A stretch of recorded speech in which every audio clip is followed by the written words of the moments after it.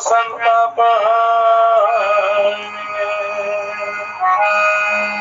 सच्चिदानंद तस्मै श्री गुरुवे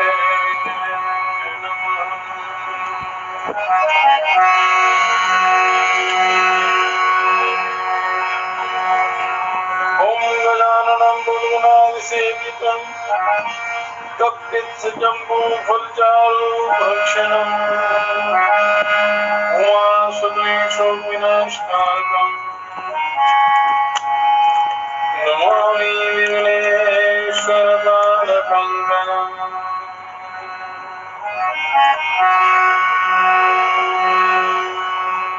ओम सरस्वती महामाये विद्ये कमललोचने विद्यारूपे विशालाक्षी विद्यायै नमो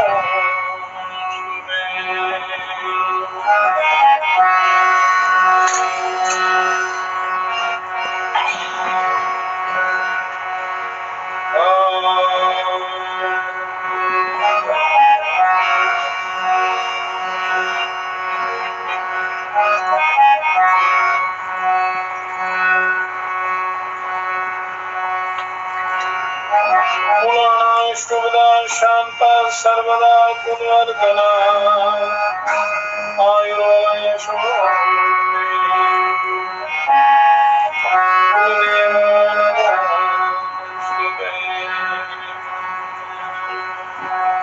ओम श्री रामलाल महाप्रभुवे ओम श्री रामलाल सिद्ध योगेश्वराय नमः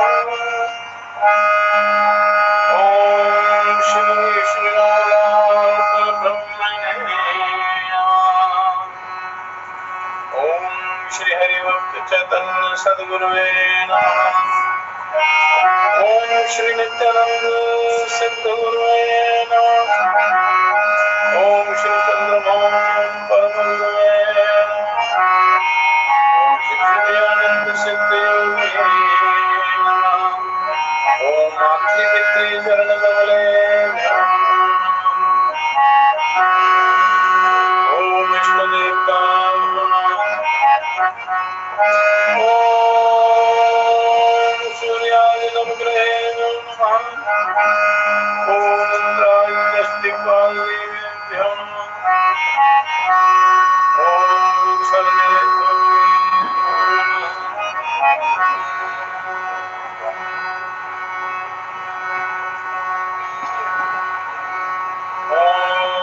मंत्रार्थ सफला संतो पूर्णा संतो मनोरथा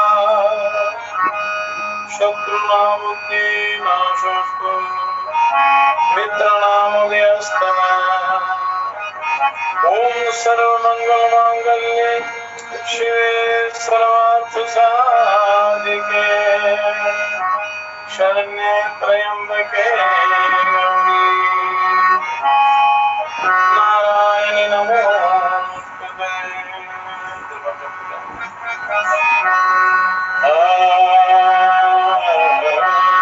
कथा प्रारंभ होता है सुनो वीरणो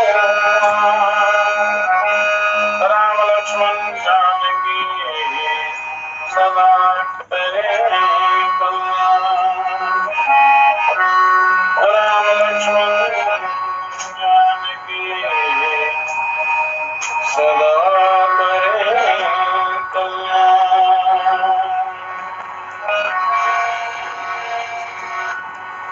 मैं जाना पढ़ना मैं जानू पढ़ना ते पढ़ने ते भले हो राम नाम सो गीत करे भावे निंदो राम नाम से प्रीति करे भावे निंदो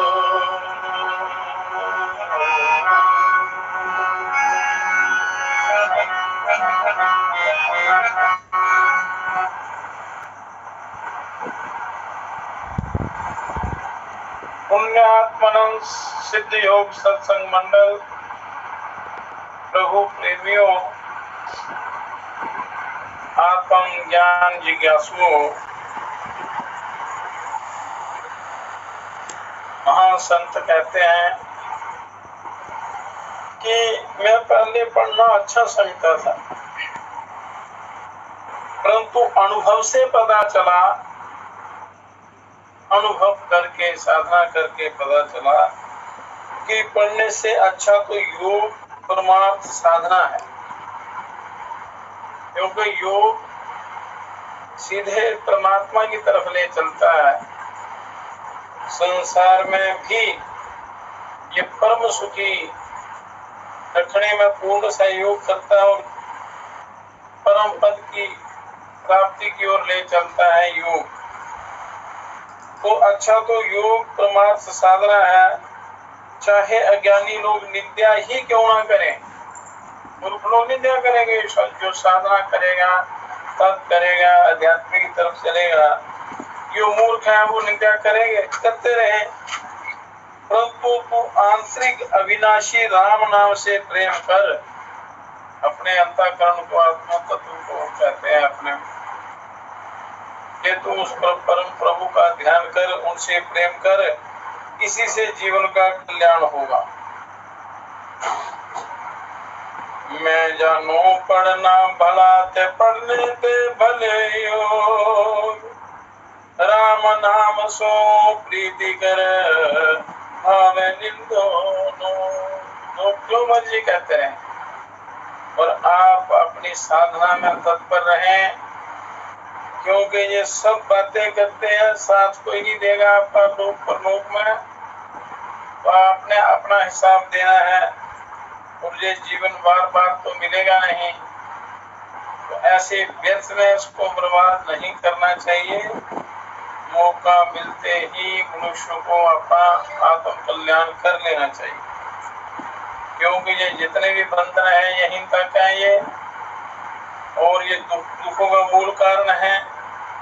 इसलिए जब भी आपको अपने आत्मोद्धार का आत्म कल्याण का मौका मिलता है वो कर लेना चाहिए, क्योंकि परमात्मा ने बड़ा सुंदर समय दिया है, शरीर दिया है, शरीर रूपी रथ दिया है, चलता फिरता मंदिर है, ये आश्रम है, स्थान है दिव्य। तो ईश्वर की प्राप्ति करना आपका परम कर्तव्य है। नहीं कागज नहीं लेखनी तिल है अक्षर सो, बात ही पुस्तक छोड़ के पंडित कहिए सो, बात ही पुस्तक छोड़ के पंडित कहिए सो।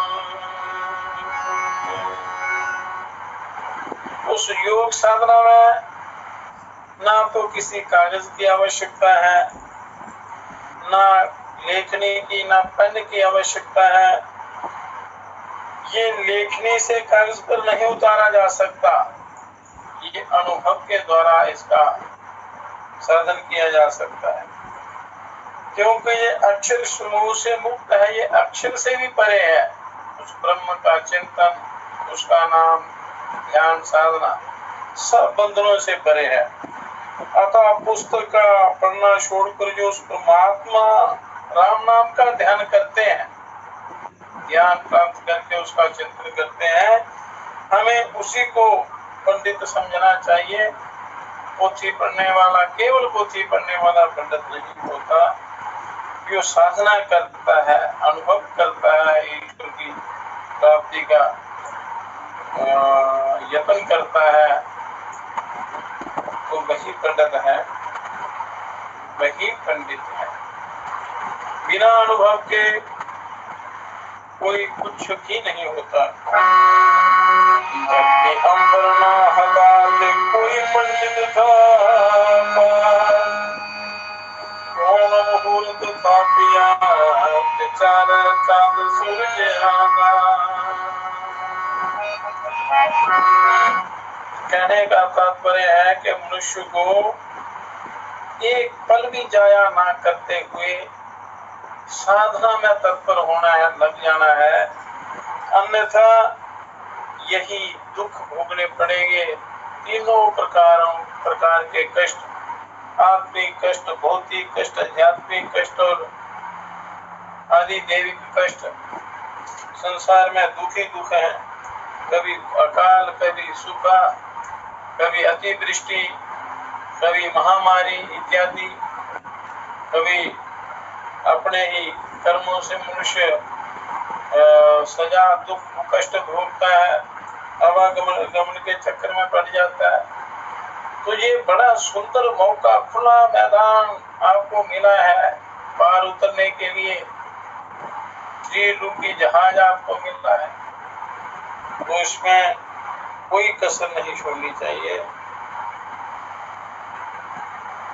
इसलिए मनुष्य को अपना कीमती समय अपने कल्याण में लगाना चाहिए, अपने भला करने में लगाना चाहिए।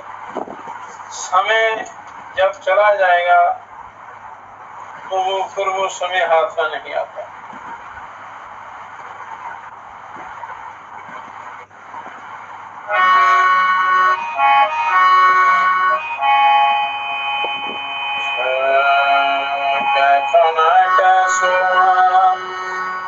ना कोई और ना कोई चित, हरि सप्रीतम बीसरा, बाला पंडिता बैठना क्या सोना, और न कोई चित, हरि सप्रीतम बीसरा, बाला पंडिता। तो सदगुरु के संग से विमुख हुए, अच्छी संगति से विमुख हुए जो लोग हैं, विषय जनों को या तो खान पान अच्छा लगता है, विषय भोगी लोगों को जो सदगुरुओं से विमुख रहते हैं, अच्छी संगति से दूर रहते हैं, परे रहते हैं, तो या तो खान पान अच्छा लगता है उन्हें विषय भोगों का, या फिर सोना अच्छा लगता है, और इसके अतिरिक्त उसके चित्त को कुछ नहीं पाता, और यो जन्म से ही बचपन का अपना सच्चा मीत या सखा है, उस अंतर्यामी नित्य अविनाशी परमात्मा स्वामी को उन्होंने भुला दिया। तो ऐसा नहीं होना चाहिए। मनुष्य को सचेत होना चाहिए, जागृत होना चाहिए, और जागने का समय है ये। मनुष्य रूपी शरीर जो आपको मिला है, इस यात्रा पर आपने सोना नहीं है, जागृत रहकर अपना कल्याण करना है, मतलब विषय भोगों में लिप्त नहीं होना है। सोने का तात्पर्य है कि इस विषय भोगों में भूलना नहीं है, अपने आप को अपने उद्धार का उपाय करना है, कल्याण का उपाय करना है। के कारण जग जांचो निजिया, स्वामी कोनो सिर पर चढ़ियो, सरियो ना एको।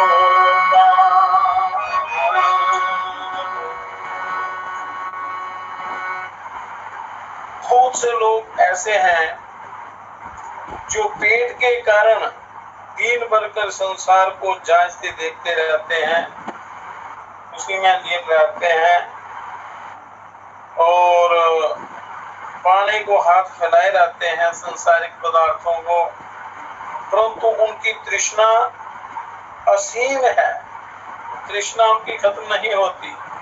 मिलने पर भी और इच्छा होती है, और मिल जाए और मिल जाए और मिल जाए। उसके लिए उल्टे सीधे कर्म करते हैं, पापाचार करते हैं, बेईमानी, छल कपट, घूसखोरी इत्यादि करते हैं, फिर भी उनकी तृप्ति नहीं होती। जितना मिलता है उससे और ज्यादा की वो तृष्णा करते हैं। संपत्ति, धन, बल, समाज आदि के स्वामीपन का अहंकार भी उसके सिर पर सवार होता है कि मुझे कोई पद मिले, मैं शासन करूं, इस प्रकार का। फिर भी ऐसे लोगों के कल्याण का एक भी काम सिद्ध नहीं होता। लोगों के कल्याण का एक भी काम सिद्ध नहीं होता। ऐसे लोगों से कोई भी कल्याण का काम नहीं होता। लोगों के कल्याण का कोई यत्न नहीं करते, ना इनसे होता। कली का स्वामी लोबिया ते पीतल धरे खटाए, राजद्वार जो फिरे जो हरियाली गाए। राजद्वार जो फिरे जो हरियाली गाए। कि पाप कर्म करने वाले इस कलयुग में, कलयुग के मदनोपंत स्वामी लोग बड़े लोभी हैं, बड़े लालची हैं, और वह जैसे पीतल की मूर्ति लाकर खटाई में रखे हुए हैं। धन के लिए वह राज दरबार में इस प्रकार डोलते फिरते हैं जैसे दूसरों के खेत में चलने वाली हरियाई गाय। इस प्रकार ये दूसरों के धन पर इनकी नजर होती है, विषय भोगों पर दृष्टि होती है, पापाचार अनाचार की तरफ इनका ध्यान होता है।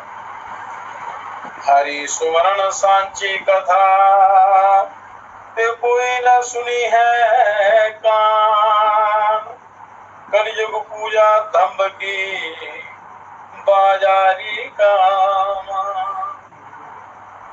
कलयुग पूजा धम्ब की बाजारी का काम। तो जो नित्य शाश्वत अविनाशी अंतर्यामी परमात्मा राम है, और उसका सुमरण करते हुए उसके सत्संग कथा वार्ता को ध्यान पूर्वक कान लगाकर कोई नहीं सुनता। सुनना चाहिए, इसलिए जन्म मिला है।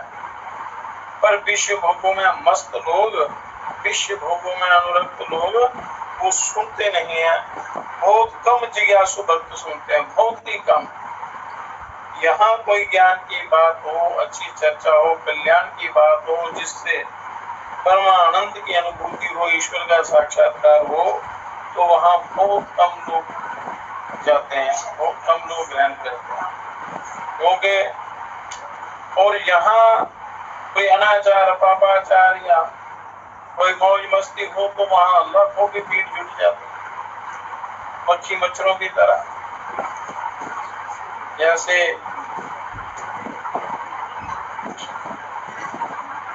किसी पदार्थ पर मक्खी मच्छर दौड़ते हैं, उसी प्रकार लोग विश्व भोगों की और अनाचार की तरफ जाते हैं, वासना की तरफ दौड़ते हैं। पर कोई जिज्ञासु भक्त जो पुण्य आत्मा लोग हैं, उनका ध्यान इस सत्संग की तरफ होता है। एक बार इधर ध्यान लग जाए तो फिर परम कल्याण हो जाता है, सच्चा सुख, सच्चा आनंद, परम ब्रह्म की प्राप्ति होती है, जीवन सफल हो जाता है। तो इस पाप वासना से भरे कलयुग में धोखाधड़ी करने वाले घमंडी लोगों की पूजा होती है तथा संसार रूपी बाजार के आडंबरी पाखंडियों का सम्मान होता है अज्ञान के कारण। क्योंकि लोग जिज्ञासा नहीं करते आत्मज्ञान, तो इसलिए इस कलिकाल से बचने के लिए मनुष्य को अच्छी संगति का अनुसरण करना है, ईश्वर का चिंतन करना है और अपना जन्म सफल करना है, सुधारना है, इसलिए मिला है। पर शरीर है तो नाशवान, पर है बड़े काम की चीज। जो परमात्मा से मिलाने का साधन है ये शरीर आपका, तो इसलिए इसको स्वस्थ रखते हुए, इसको स्वस्थ मतलब उस आत्मा में स्थित रखना है, उस ब्रह्म में। स्वस्थ का मतलब शारीरिक रूप से भी स्वस्थ रखना है, पर असली स्वस्थ मतलब सो आत्मा में उसको लीन रखना है, आत्मा में स्थित रखना है, उस ब्रह्म में स्थित रखना है, उसमें स्थिति बनाए रखनी।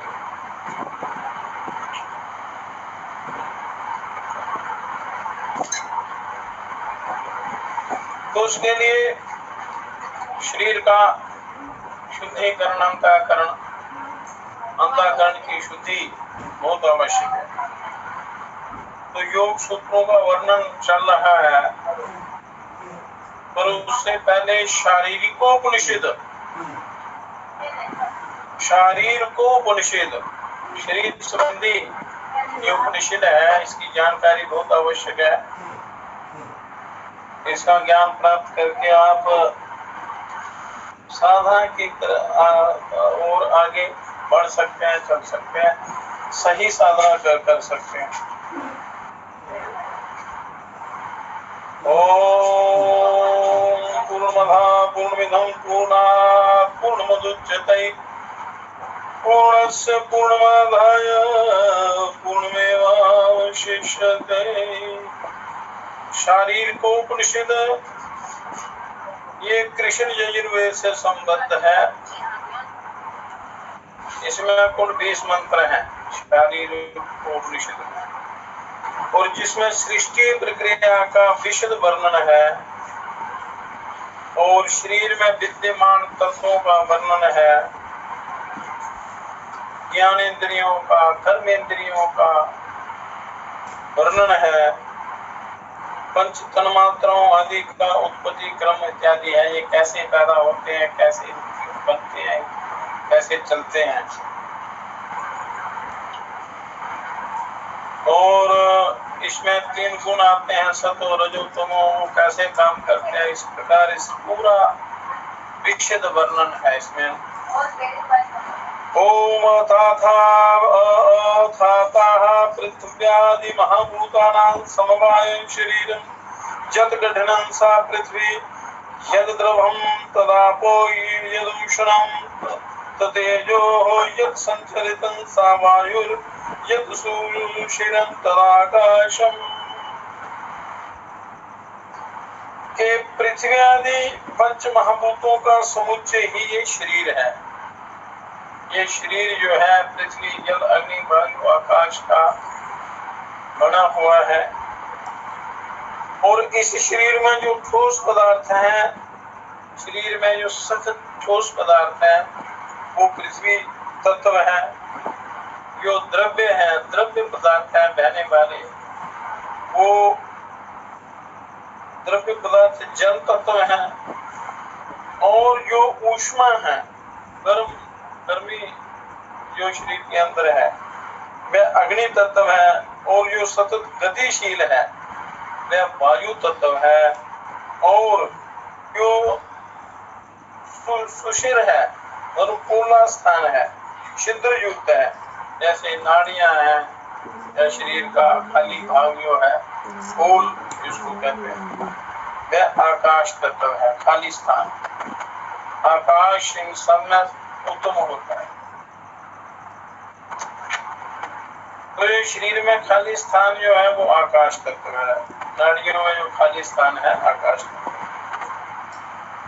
श्रोत्रादीनि ज्ञानेन्द्रियाणि श्रोत्रमाकाशे वायोत्वाग्नौ चक्षुरप्सुः जीवः पृथ्व्यां घ्राणमिति एवमिन्द्रियाणां यथाक्रमेण शब्द स्पर्श रूप गन्धश्चेति विषयाः पृथ्व्यादि महाभूतेषु क्रमेणोत्पन्नाः। कि कैसे पैदा होते हैं ये? श्रोत्रादि 5 ज्ञानेंद्रियां हैं, जिनसे ज्ञान किसी चीज का पता चलता है, अनुभव होता है। आकाश तत्व में श्रोत्र, वायु तत्व में त्वचा, आकाश तत्व में कान, वायु तत्व में त्वचा चमड़ी, अग्नि तत्व में तेज नेत्र है, और जल तत्व में जीवा तथा पृथ्वी तत्व में घ्राण इंद्रिय विद्यमान है। ये 5 इंद्रियां 5 महाभूतों में विद्यमान है, अलग अलग।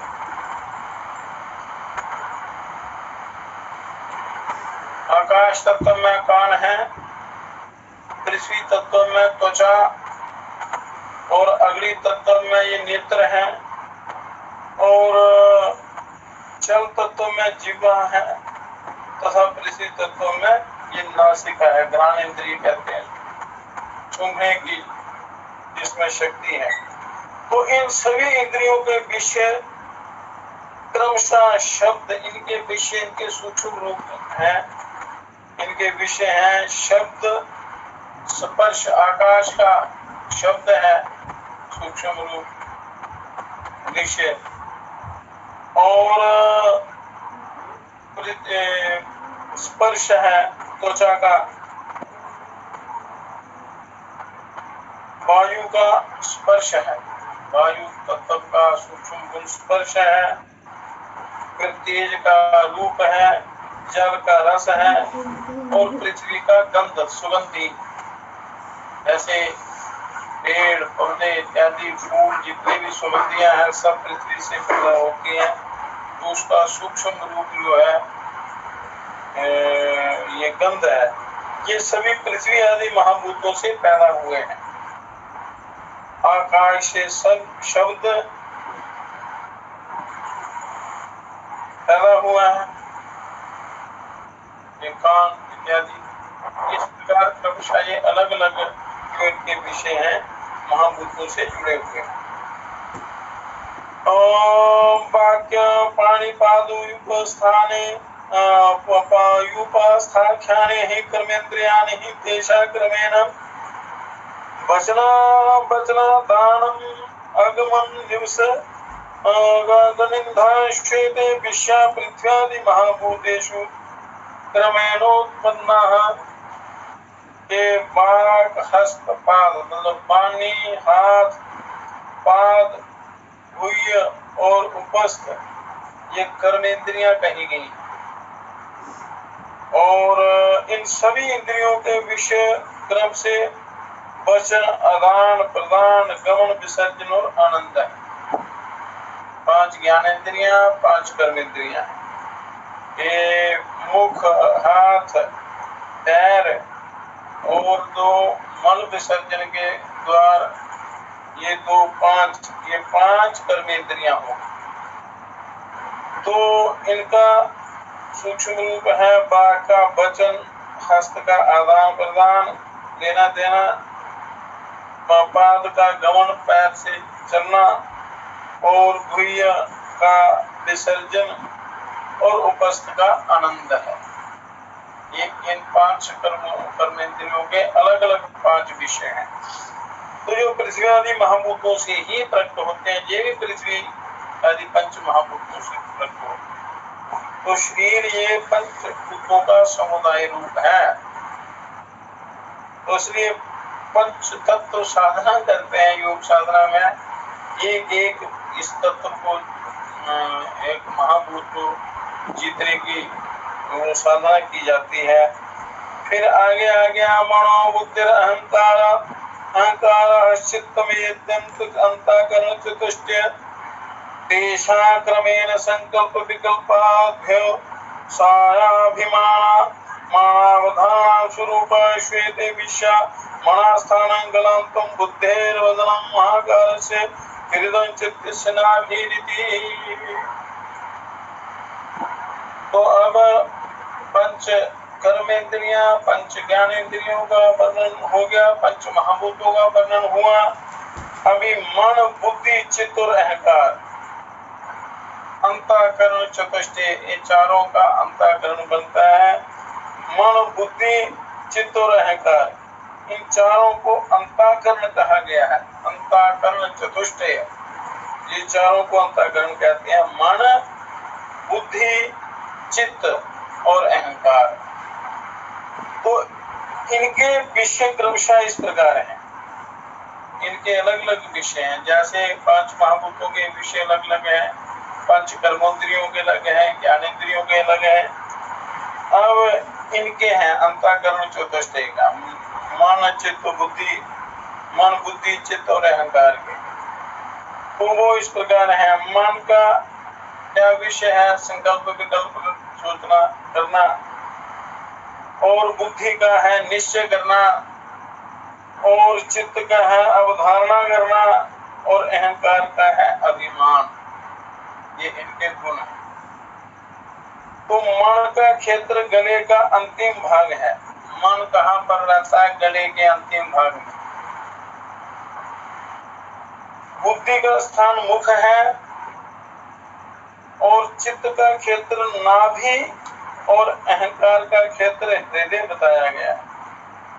चित्त का जो क्षेत्र है वो नाभि है और अहंकार का क्षेत्र हृदय है। इस प्रकार इनके अलग अलग क्षेत्र हैं। ये अंतःकरण चतुष्टय कहते हैं इसको। मन, बुद्धि, चित्त और अहंकार। मन का स्थान गले का अंतिम भाग, बुद्धि का स्थान मुख है, चित्त का क्षेत्र जो है वो नाभि है और अहंकार का क्षेत्र हृदय है। ये अच्छी प्रकार समझ लेना चाहिए। तो जब शरीर का ज्ञान होगा तो फिर आप आगे योग साधना कर सकते हैं और उसमें बड़ी आसानी होती है समझने में और साधना करने में भी बड़ा लाभ मिलता है, सहयोग मिलता है उनसे। अब अस्थि चर्म नाड़ी रोमांसश्चेति पृथ्व्यांशा मूत्र श्लेष्मं रक्त शुक्र स्वेदा अंपशाः क्षु तृष्णालस्य मोहो मैथुनान्यग्नेः प्रचारं विलेखनं स्थूल अक्षुण पेश निमेषा उन्मेष निमेषादिवायो काम क्रोध लोभ मोह भयानाकाशस्य। अब अंतःकरण चतुष्टय के बाद नंबर आता है अस्थि, त्वचा, नाड़ी, रोम, कूप तथा मांस। हड्डी, चमड़ी, नाड़ी, रोम, कूप, ये रोम छिद्र जो है तथा मांस, ये सभी पृथ्वी तत्व के अंश हैं। मेरा 5 महाभूतों का शरीर बना हुआ है तो इसमें पृथ्वी तत्व कौन सा है? इसमें पृथ्वी तत्व है अस्थि, चमड़ी, नाड़ियां, रोम, कूप तथा मांस, ये पृथ्वी तत्व के अंश हैं इस शरीर में। मूत्र, कफ, रक्त, शुक्र, रज, स्वेद, ये जल तत्व के अंश हैं। और क्षुधा, पिपासा, आलस्य, मोह और मैथुन, ये अग्नि तत्व के हैं। अग्नि तत्व का क्या क्या है? भूख, प्यास, इसका अग्नि तत्व ठीक है, अग्नि तेज है, उसको भूख और प्यास अच्छी लगती है, पाचन क्रिया अच्छी रहती है, शरीर स्वस्थ रहता है। आलस्य, मोह और मैथुन, ये अग्नि तत्व के अंश हैं। फैलाना, दौड़ना, गति करना मतलब चलना और उड़ना, पलकों को संचालित करना, आंखों की पलकें जो संचालित होती हैं, आदि वायु तत्व के ये अंश हैं। वायु तत्व के क्षेत्र हैं, वायु तत्व के अंश हैं। काम, क्रोध, लोभ, मोह, भय आदि आकाश तत्व के अंश।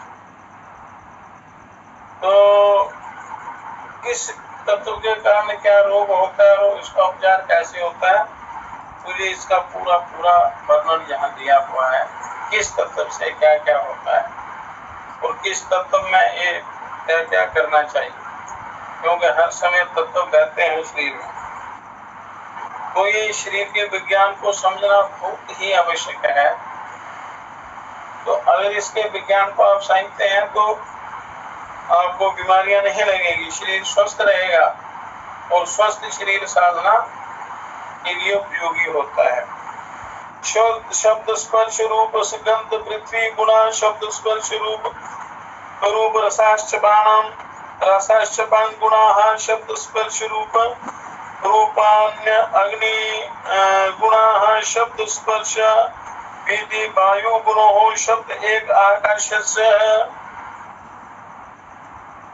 शब्द स्पर्श रूप रस और गंध, ये 5 महातत्वों के सूक्ष्म रूप हैं, इनके विषय हैं।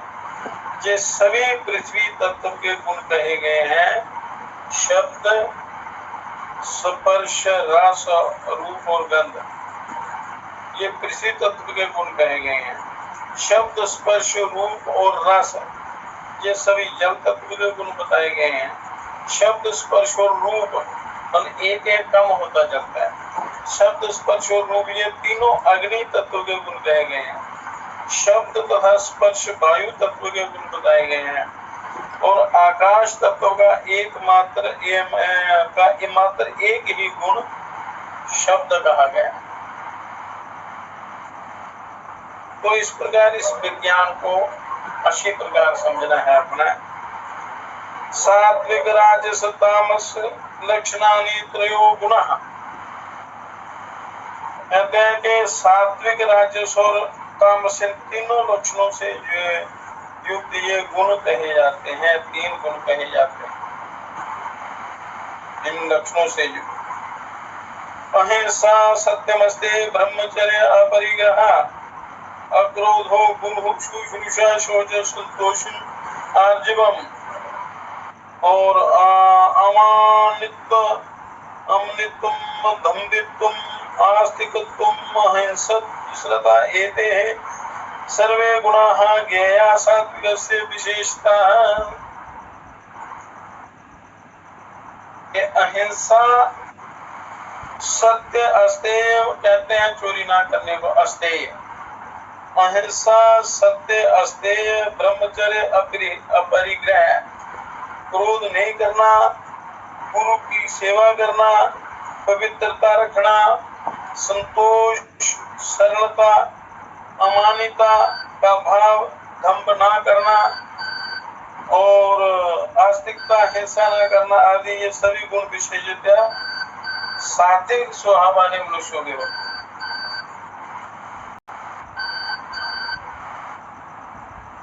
ये सात्विक राजस तामस इनका वर्णन कर रहे हैं। अहंकर्ता से हम भोक्ता से हम भक्ता अभिमानमान एते गुण राजस्य प्रोच्यते ब्रह्मवित्त में। मैं करता हूँ, मैं भोगता हूँ और भोग करने वाला हूँ, मैं बोलने वाला हूँ, इस तरह से अभिमान युक्त गुण राजस स्वभाव वाले मनुष्यों के बताए गए। ये अलग स्वभाव है। निद्राणस्य महारोगो मैथुनं चैर्यमेव च एते गुणास्तामस्य प्रोच्यते ब्रह्मवादिभिः।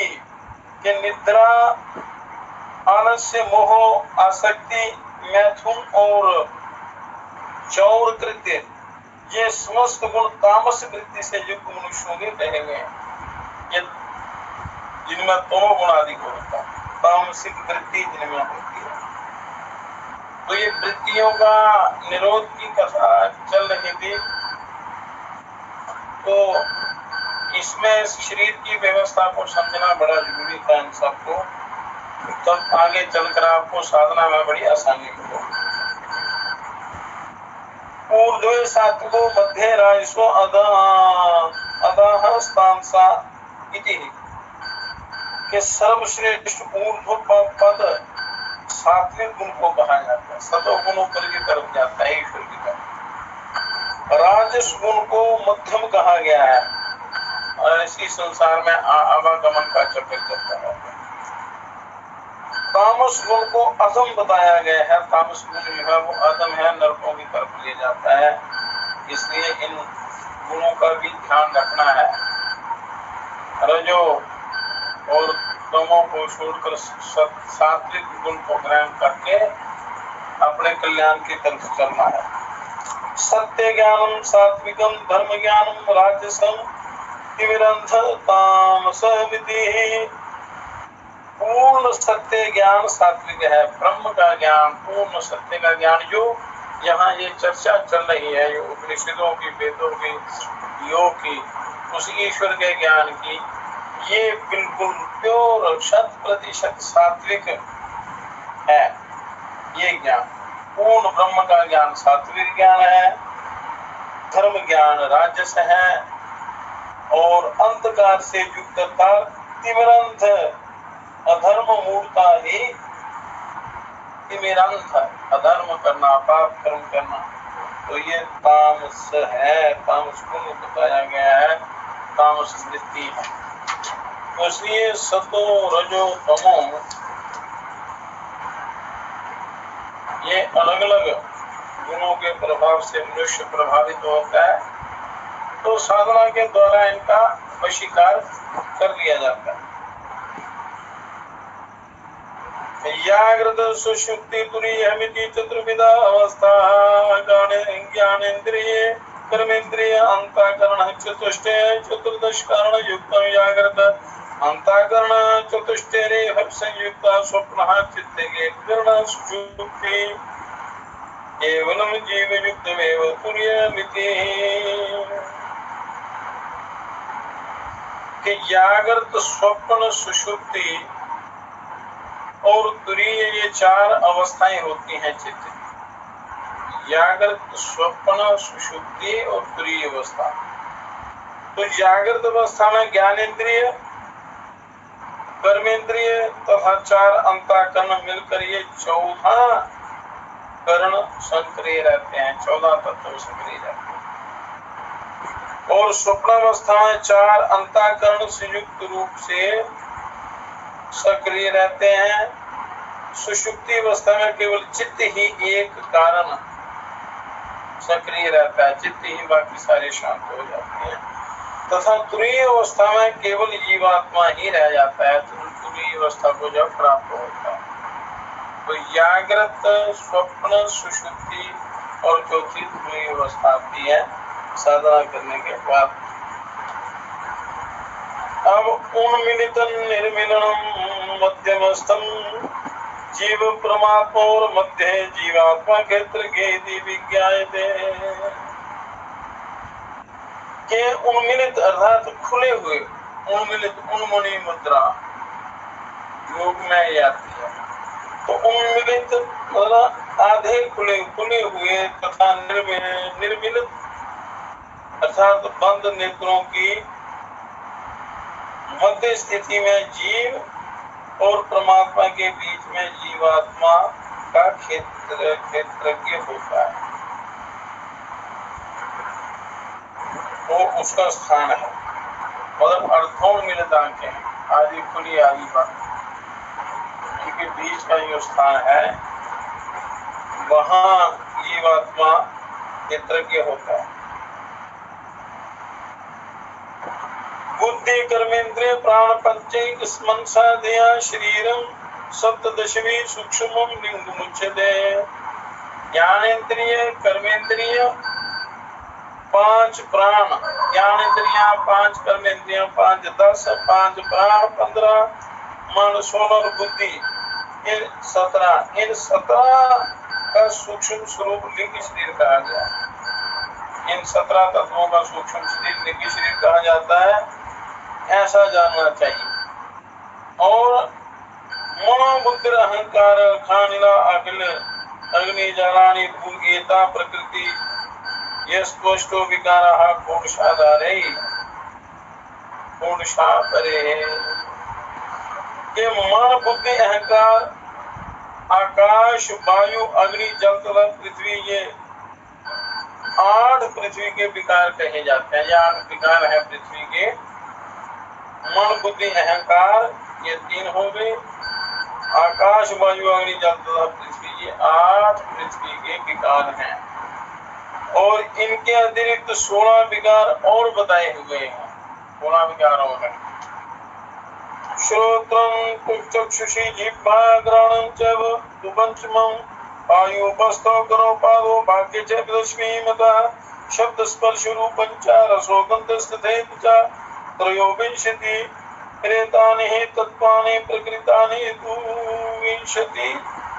विंशति रेतानि तत्त्वानि प्रकृतानि तु चतुर्विंशति रक्तभ्यं प्रधानं पुरुषं परा इत्युपनिषद। श्रोत्र कान त्वचा चक्षु जिह्वा घ्राणेन्द्रिय 5 विकार तथा पूरा उपस्थ हाथ पैर तथा बाघ ये 5 और शब्द स्पर्श रूप रस और गंध ये 5 ये सभी तथा उपयुक्त वर्णन किया हुआ मन आदि 8 विकार मिलकर प्रकृति के 23 तत्व होते हैं। और 24वां अव्यक्त प्रधान प्रकृति है। पुरुष उससे भी परे कहा गया है, प्रकृति से भी परे पुरुष कहा गया। तो इस प्रकार कुल 25 तत्वों के समुच्चय वाला ये विश्व ब्रह्मांड है जिसका वर्णन किया है और यही शारीरिक उपनिषद है, ये शारीरिक उपनिषद है, ये शरीर का विज्ञान। तो इससे भी इसका बड़ा गहरा जो विशद वर्णन है हर तत्वों का वो आगे है। तो इसलिए शरीर के विज्ञान को समझकर यदि साधना की जाए तो और ज्यादा लाभ मिलता है, पर साधना पर अग्रसर होना चाहिए। जो गुरुओं द्वारा जो मार्गदर्शन मिलता है तो अच्छी प्रकार ग्रहण करके आपने वो साधना करनी है, अपना जीवन सफल बनाना है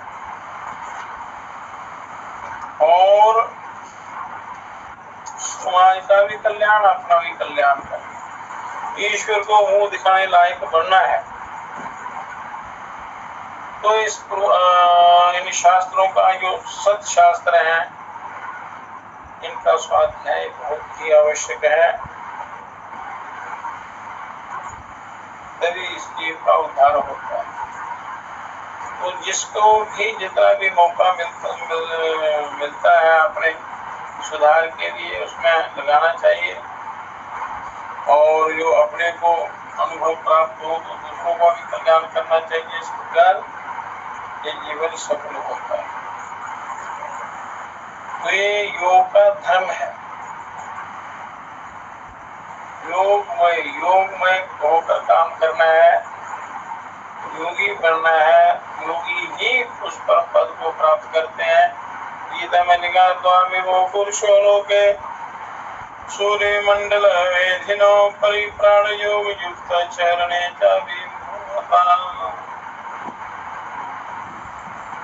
दो प्रकार के ही प्राणी ईश्वर सूर्य मंडल का वेदन करके परिपूर्ण ब्रह्म ईश्वर को साक्षात करते हैं। एक तो योगारूढ़ योगी और दूसरे ये जो देश की रक्षा, धर्म की रक्षा करते हुए अपने प्राण त्याग देते हैं, वो परिपूर्ण ब्रह्म को प्राप्त होते हैं।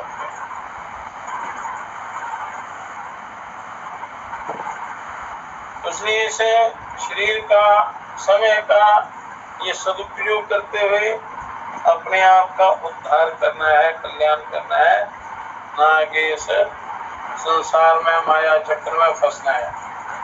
तो उसके लिए शरीर शुद्धि के लिए कुछ साधनाएं हैं, यौगिक षटकर्म है, उसके बाद आगे ध्यान साधना, योग माँ अगली ऊंची जो सिद्ध योग साधना है, वो क्रम से मनुष्य को उसकी तरफ चलना है। योग सूत्र में बताया था कि चित्त की वृत्तियों के निरोध के लिए अभ्यास और वैराग्य की आवश्यकता होती है। अभ्यास और वैराग्य का भी वर्णन किया कि बिना अभ्यास और वैराग्य के आपका उद्धार नहीं हो सकता, कल्याण नहीं हो सकता। ये दोनों चीजें बहुत ही आवश्यक है, और अपने आप अंदर पैदा हो तो और भी ज्यादा अच्छा इसी जन्म में कल्याण हो जाता है। फिर उसका वर्णन आया था अभ्यास वैराग्य के द्वारा संप्रज्ञात समाधि का, और चित्त का कैसे निरोध करना है, चित्त की वृत्तियों के निरोध के उपाय, और कैसे इन महामारियों से छुटकारा हो, उसके लिए ये साधना बताई जाती है। अब अगला सूत्र है वितर्क विचारानंद अस्मिता रूपानुगमात संप्रज्ञाता। ये संप्रज्ञात समाधि के वितर्क, विचार, आनंद और अस्मिता नामक स्वरूपों के संबंध से जो चित्त की वृत्तियों का निरोध है वह संप्रज्ञात समाधि कहलाता है। और वितर्क अर्थात वितर्क के संबंध से जो समाधि होती है उसका नाम वितर्कानुगत, विचार के संबंध से विचारानुगत, अनंत के संबंध से अनंतानुगत, और अस्मिता के संबंध से अस्मिता होने वाली समाधि का नाम अस्मिता अनुगत संप्रज्ञात समाधि है, संप्रज्ञात समाधि। तो जो योग में योग साधना में अच्छा रखते हैं तो उनको जल्दी समझ में आएगा और वो उनके लिए काम आएंगे सूत्र। सूत्र के अंत में समाधि शब्द शेष रह जाता है, तो शेष वो परिपूर्ण ब्रह्म का ही अंश रहता है, जिससे ध्येय, जिसका ध्यान किया जाए,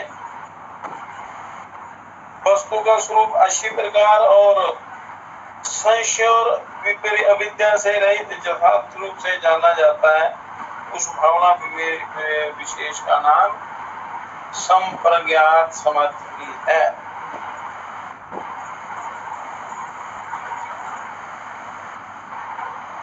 ये 4 प्रकार का है, तर्कानुगत, विचारानुगत, आनंदानुगत और अस्मितानुगत, ये 4 प्रकार का होता है। तो इस भावना विशेष को ही संप्रज्ञात समाधि कहते हैं, और अन्य विषयों को छोड़कर केवल एक ध्येय वस्तु को बार बार चित्त में रखने का नाम भावना है। भावना कहते हैं कि एक ध्येय वस्तु को बार बार चित्त में रखने का नाम भावना है, और इस भावना का विषयभूत जो भाव्य है, जिसकी भावना की जाए, या ध्येय, वह ग्राह्य, ग्रहण और गृहीत्री भेद से 3 प्रकार का है। तो इन तीनों में स्थूल सूक्ष्म भेद से 2 प्रकार के हैं। 5 स्थूल भूत और स्थूल इंद्रियां, स्थूल विषय, और 5 सूक्ष्म भूत, अर्थात सूक्ष्म भूत की तन मात्राएं जो है उनकी तन मात्राएं, अर्थात सूक्ष्म इंद्रियां केवल शक्ति रूप सूक्ष्म विषय हैं।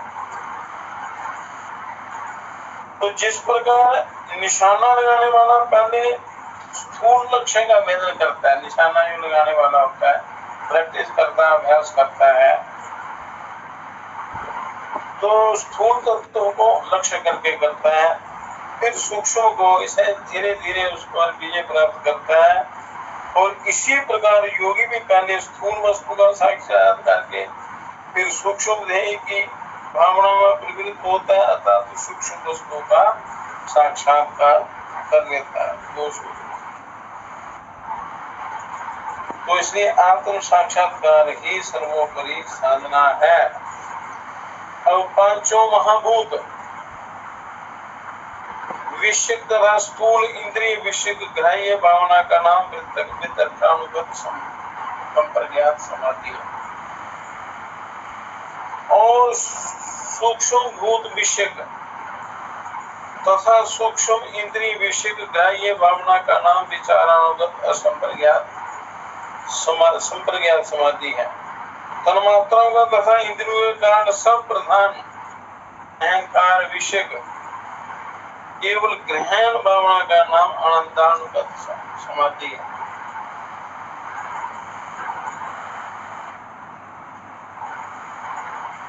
बताना शास्त्रों का काम सिद्ध पुरुषों का जिनको ड्यूटी मिलती है,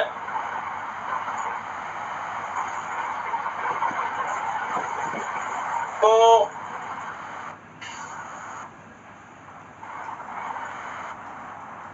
इस प्रकार मनुष्य को ये सभी काम होते हैं निरंतरता से, एकाग्रता से, श्रद्धा से, प्रेम से और पूर्ण समर्पण से, तभी आदमी इन योग की तरफ, उस ब्रह्म की तरफ चलता है। तो अस्मिता चेतन से प्रतिबिंबित चित्त सत्व बीज रूप अहंकार सहित विषय ग्रहित्री भावना का नाम अस्मितानुगत संप्रज्ञात समाधि है। तो वितर्कानुगत ग्राह्य समाधि अनेक चित्त जिस भावना द्वारा ग्राह्य रूप ग्रहण करने योग्य किसी स्थूल विषय विराट, महाभूत, सूर्य, चंद्र, शरीर, स्थूल, इंद्रिय आदि किसी स्थूल वस्तु पर चित्त को ठहराकर संशय विपर्य रहित उसके यथार्थ स्वरूप को सारे विश्व सहित जो पहले कभी ना देखे ना सुने और ना अनुमान किए थे साक्षात किया जाए, वह वितर्कानुगत संप्रज्ञात समाधि। तो मनुष्य को इसका अभ्यास अच्छी प्रकार करना चाहिए। तो इनके दो भेद हैं, सवितर्क शब्द अर्थ और ज्ञान की भावना सहित और निर्वितर्क शब्द अर्थ और ज्ञान की भावना से रहित। एक भावना के सहित होता है, दूसरा भावना के रहित, केवल अर्थ मात्र, इसी अर्थ मात्र। तो ये हो गई वितर्कानुगत ग्राह्य समाधि। अब आ गया विचारानुगत ग्राह्य समाधि। विचारानुगत समाधि क्या है?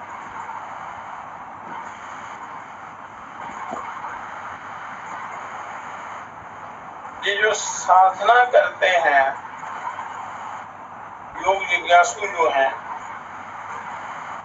और वास्तव में जो अपना कल्याण चाहते हैं, ऐसे इस ज्ञान को बार बार सुनकर धारण करते हैं, उस पर अभ्यास करते हैं, तभी इसकी समझ लगती है। अब विचारानुगत ग्राह्य समाधि कहते हैं कि अनुगत द्वारा, वितर्क अनुगत द्वारा जब चित्त जो है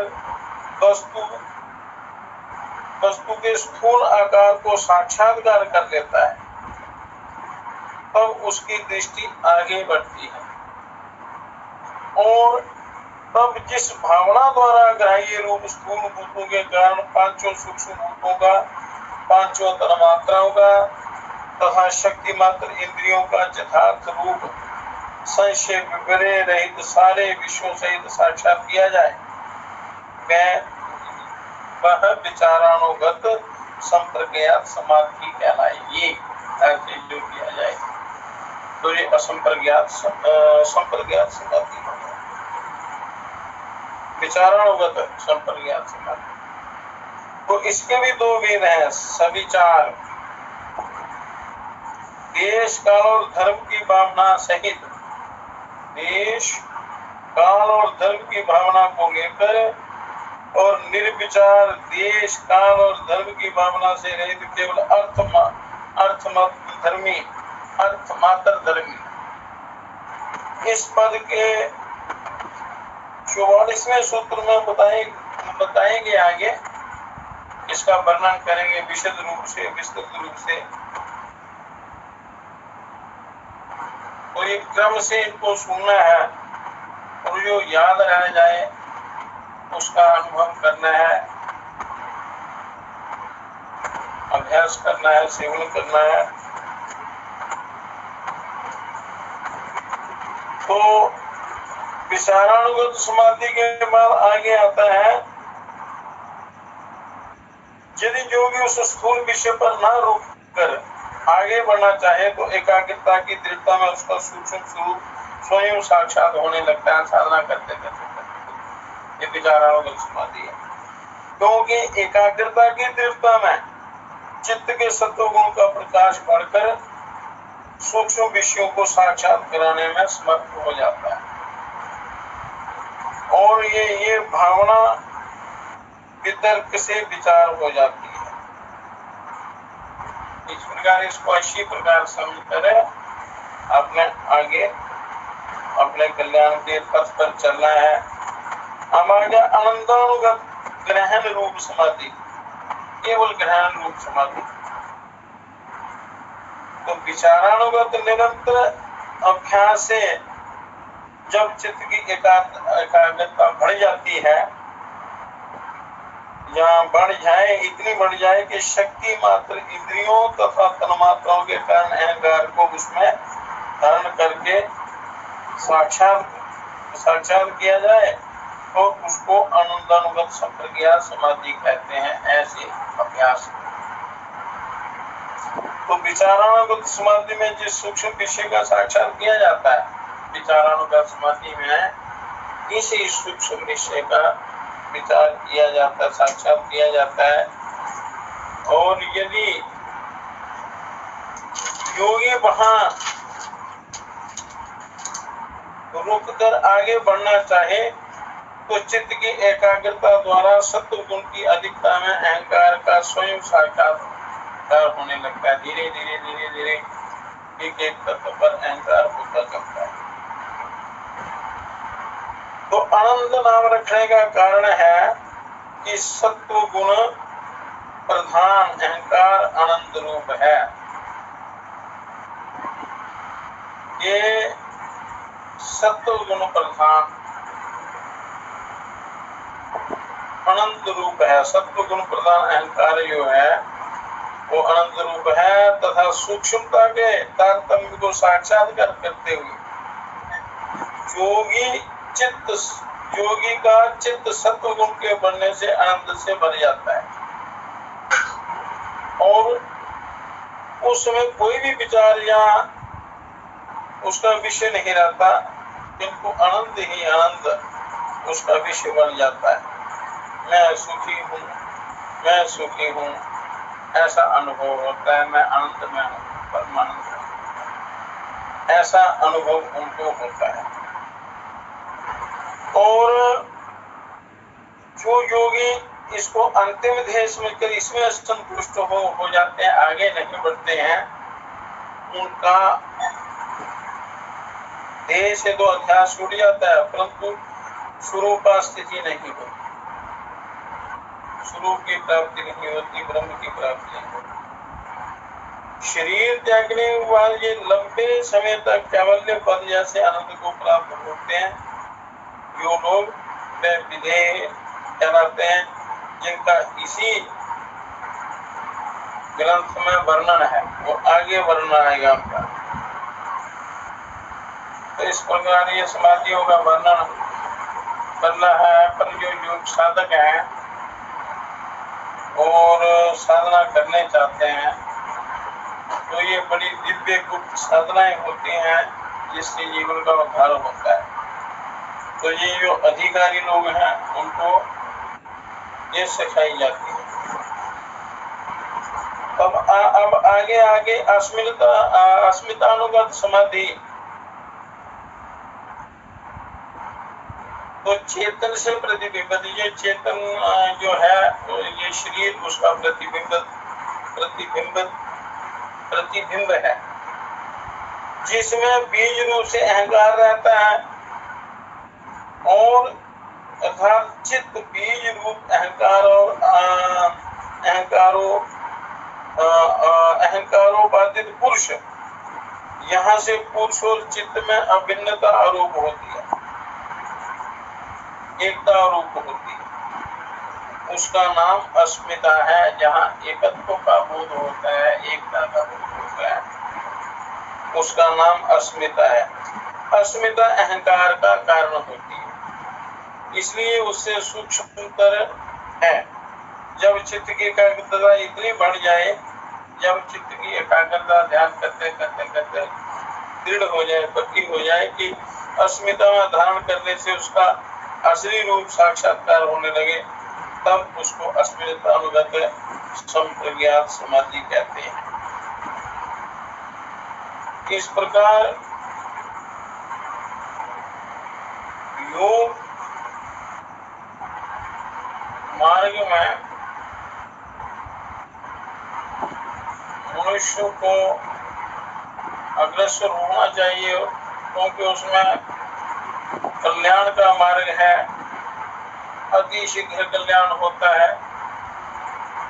योग आसनेन रुजोहन्ति प्राणायामेन पादकं प्रत्याहारेण विकारं मानस योगी प्रत्याहारेण मुच्यते। और ये ध्यान धारणा करने से, साधना करने से समस्त रोग दूर होते हैं, जीवन शुद्धि हो जाता है, ब्रह्मानंद की अनुभूति होती है। तो इसलिए अपने आप को जानने के लिए, समाधिस्थ होने के लिए मनुष्य को भजन का, ध्यान का अभ्यास करना चाहिए। स्वयं पता ना चले तो अच्छे सत्संग में बैठकर या गुरुओं से ज्ञान प्राप्त करके साधना में लग जाना चाहिए।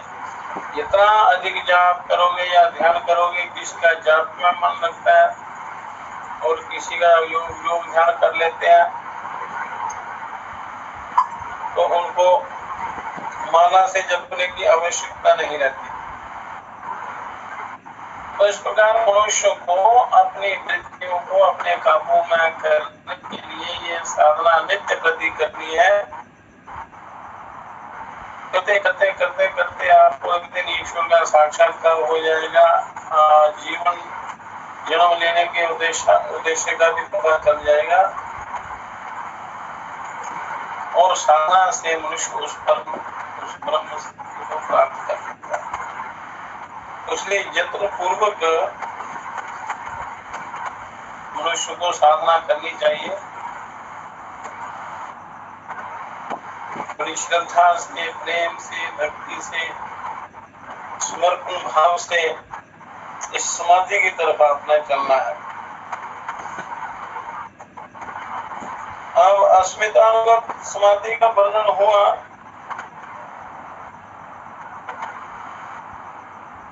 अब विचारानुगत समाधि, विचारानुगत संप्रज्ञात समाधि का वर्णन करते हैं। इस भावना में स्थूल भूतों का भान न होने से ये वितर्क से रहित है। कार्य में कारण अनुगत रहता है, न कि कारण में कार्य। इसलिए उन मात्राओं की भावना में स्थूल भूतों का भान नहीं होता। इसी प्रकार अनंतानुगत संप्रज्ञात त्रयानुगत है, क्योंकि इस भावना में स्थूल तथा सूक्ष्म दोनों प्रकार के भूतों का भान न होने से ये वितर्क तथा विचार दोनों से रहित हो, इतनी सूक्ष्म है।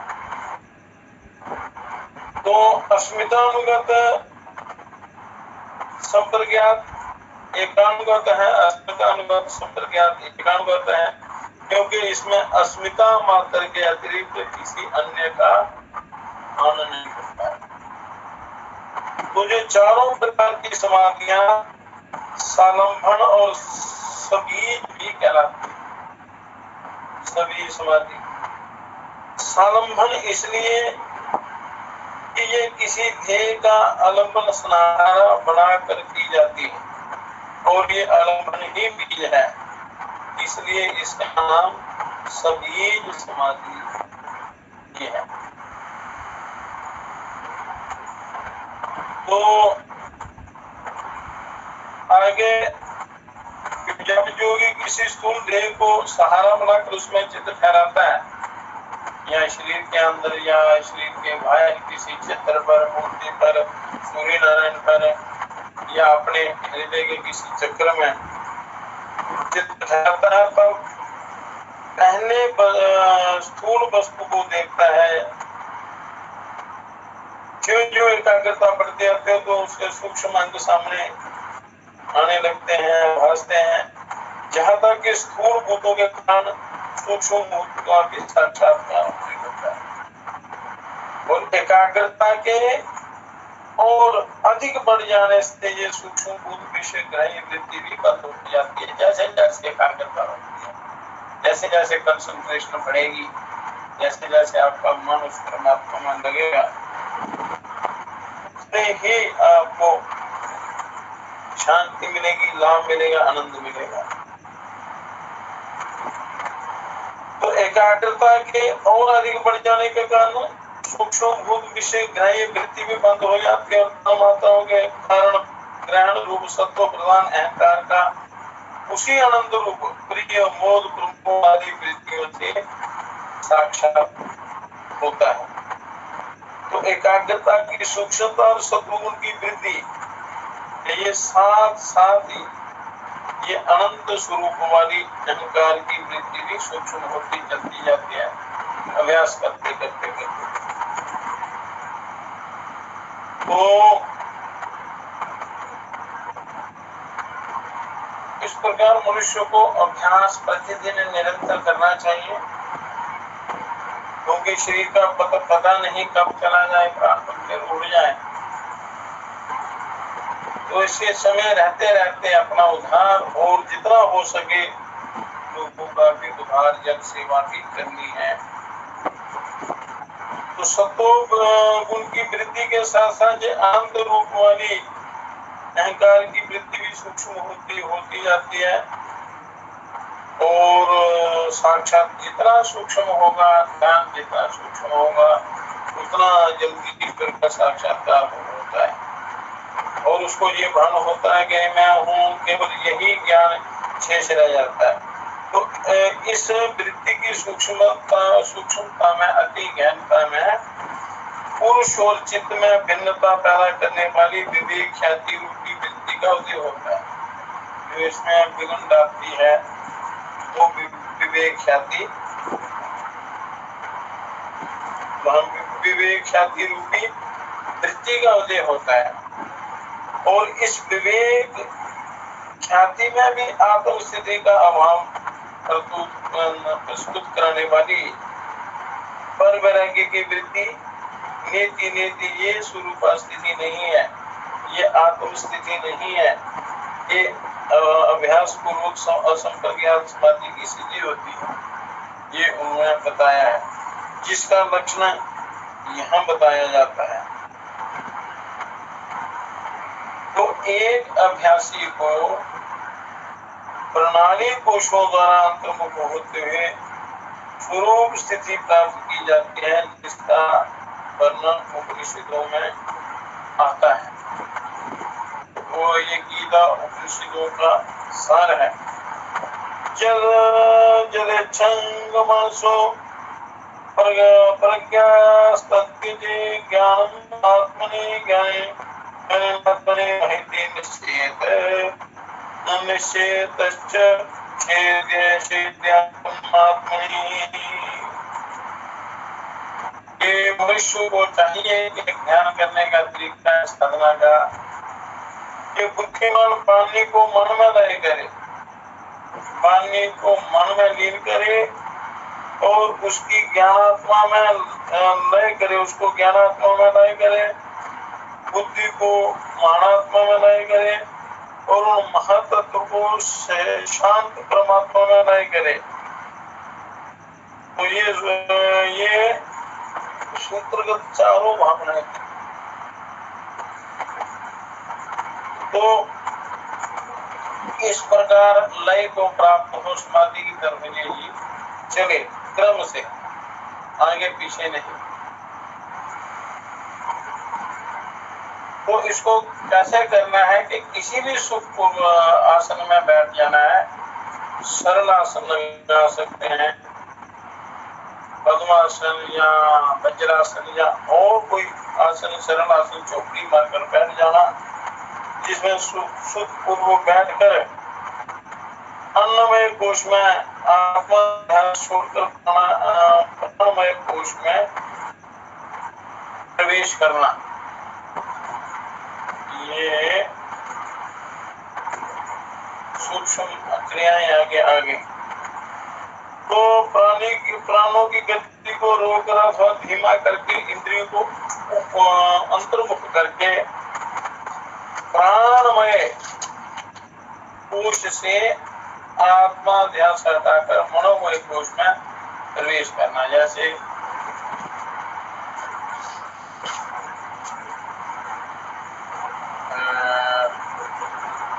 शरीर के अंदर 5 कोश हैं, अन्नमय कोश, प्राणमय कोश, मनोमय कोश।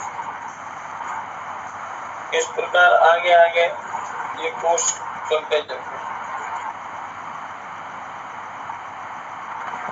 तो मनोमय कोश से आत्मा ध्यान हटाकर विज्ञानमय कोश में जाना चाहिए। इस प्रकार एक कोश से दूसरे में, दूसरे से तीसरे में आगे उन्नति करते हुए चलना है। तो विज्ञानमय कोश से आत्मा ध्यान को छुड़ाकर आनंदमय कोश में स्थित होना। और ये चारों संप्रज्ञात समाधि के ही वेद हैं, क्योंकि जब आनंदमय जी कोश को भी विजय कर लिया जाए तब स्वरूपा स्थिति होती है, धीरे धीरे इनका वशीकार करना है, धीरे धीरे पंच भूतों का भी करना है। तो इस प्रकार अन्नमय से प्राणमय में, प्राणमय से मनोमय में, मनोमय से आनंदमय, इस प्रकार अगर एक कोश से दूसरे कोश में साधना करते हुए आपने जाना है, जीवन को सफल बनाना है। तो इस प्रकार आगे कैसे क्या क्या करना है, किस प्रकार की साधना करनी है, तो ये कथा कल करेंगे। आज का सत्संग यही समाप्त करते हैं। तो इस प्रकार मनुष्य को बड़ा गहराई से, बड़ी श्रद्धा प्रेम से इस ज्ञान को समझ कर एक बार जमीना लगे तो बार बार इनका स्वाध्याय करे, सुने, श्रवण करे, अभ्यास करे। और सुन भी नहीं सकते तो जो गुरु लोग बताते हैं उस पर अभ्यास करते रहो, अपने आप आपको अनुभव होता चलेगा। तो समय को बर्बाद ना करते हुए मनुष्य को अपने आत्म साधन में लग जाना चाहिए। बाकी कथा कल करेंगे।